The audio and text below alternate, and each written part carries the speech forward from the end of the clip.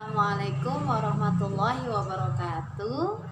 Anak-anakku sekalian yang ibu sayangi dan ibu banggakan, bertemu lagi dengan ibu Tia di channel Ibu Tia seperti biasa. Hari ini seperti biasanya Bu Tia akan membagikan materi Al-Quran Hadis kelas 2A dan untuk kelas 2B, khususnya siswa-siswi Min 3 Kota Tangerang Selatan. Apa kabar semuanya? Semoga masih dalam keadaan sehat ya. Tetap menjaga protokol kesehatan yang sudah ditetapkan pemerintah. Sekarang ini di wilayah sekolah sudah banyak yang terpapar virus COVID-19. Jadi Ibu sarankan, Ibu tekankan untuk siswa-siswi Min 3 Kota Tangerang Selatan tetap di dalam rumah, tidak keluar-keluar, apalagi di tempat keramaian seperti mall, taman wisata. Nanti dulu ya nak ya, jalan-jalannya kita akan tetap jalan-jalan nanti ketika situasi sudah membaik. Sekarang kita tetap belajar di rumah, tetap semangat belajar di rumah seperti biasanya. Oke?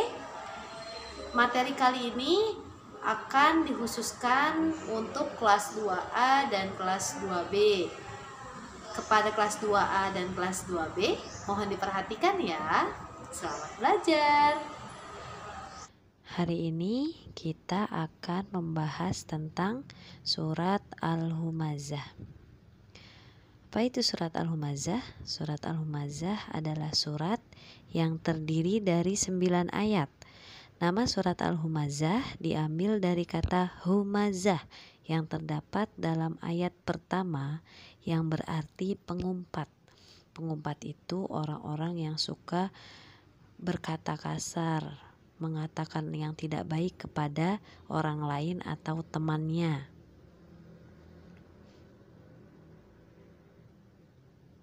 Surat Al-Humazah diturunkan di kota Mekah, yang artinya surat ini dinamakan surat Makkiyah. Apa itu surat Makkiyah? Surat Makkiyah adalah surat yang diturunkan di kota Mekah. Nah, surat Al-Humazah ini adalah surat urutan ke-104 dari surat Al-Quran. Mari kita membaca surat Al-Humazah bersama-sama. Bismillahirrahmanirrahim. Wailul likulli humazatil lumazah, yang artinya celakalah bagi setiap pengumpat dan pencela. Pencela itu orang yang suka mencela orang lain. Ayat kedua, alladzi jama'a malan wa'addadah, yang artinya yang mengumpulkan harta dan menghitung-hitungnya. Mereka selalu mengumpulkan harta lalu menghitung-hitungnya tanpa henti. Ayat ketiga, yahsabu anna malahu akhladah, yang artinya dia, manusia, mengira bahwa harta yang dihitung-hitungnya itu dapat mengkekalkannya. Kekal itu artinya abadi, dapat dimilikinya selamanya. Ayat keempat, kalla la yumbadanna fil hutamah, yang artinya sekali-kali tidak, dia pasti dilemparkannya ke dalam neraka hutamah. Ayat kelima, wa ma adraka mal hutamah, yang artinya dan tahukah kamu apakah neraka hutamah itu? Apa yang disebut dengan neraka hutamah itu? Ayat ke-6, narullahil muqadah, yang artinya yaitu api atau azab Allah Subhanahu wa ta'ala yang dinyalakan. Ayat ke-7, allati tattali'u 'alal afidah, yang artinya yang membakar mereka para pengumpat dan pencela sampai ke dalam hati-hati mereka.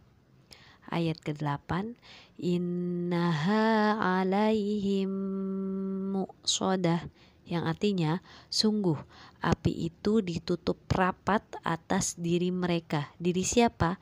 Mereka para pengumpat dan pencela. Ayat ke-9, fi amadim mumaddadah, yang artinya sedangkan mereka diikat pada tiang-tiang yang panjang. Mereka ditaruh di neraka hutomah lalu diikat oleh tiang-tiang yang panjang. Sekarang kita bahas isi pokok surat Al-Humazah. Untuk ayat pertama, penjelasan surat Al-Humazah menceritakan tentang orang yang suka mencela dan mengumpat akan celaka. Yang kedua, mereka menceritakan tentang perilaku orang kafir yang gemar sekali mengumpulkan harta dan menghitung kekayaannya. Mereka terlalu fokus kepada kehidupan dunia yang fana, padahal dunia hanya tempat kita untuk bersinggah sejenak, tidak selamanya. Kehidupan kekal kita hanya kehidupan di akhirat saja.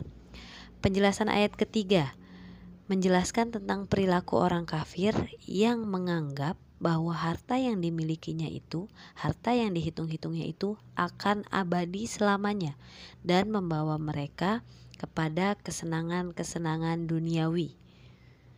Penjelasan untuk ayat keempat yaitu Allah Subhanahu wa Ta'ala menjelaskan bahwa anggapan orang kafir itu salah. Kekayaan mereka itu tidak bermanfaat. Mereka akan mendapat balasan atas perbuatannya. Apa balasannya? Mereka akan dimasukkan ke dalam neraka hutomah. Sekarang penjelasan ayat kelima sampai ketujuh menjelaskan tentang tempat bagi para pencela dan pengumpat, yaitu mereka akan dilemparkan ke dalam neraka hutomah. Apa itu neraka hutomah?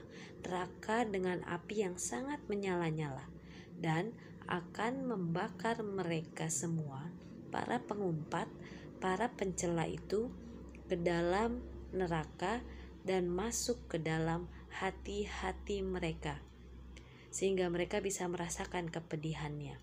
Penjelasan ayat ke-8 sampai ke-9 menjelaskan keadaan mereka ketika berada di neraka hutomah, yaitu mereka tidak dapat keluar karena sudah ditutup rapat pintu nerakanya dan posisi mereka diikat di atau pada tiang-tiang yang panjang. Oke, setelah penjelasan itu kita bisa memahami bahwa surat Al-Humazah pasti membuat kita berpikir akan lebih jauh dan agar kita mampu menghindari perilaku-perilaku buruk yang terungkap dalam surat tersebut.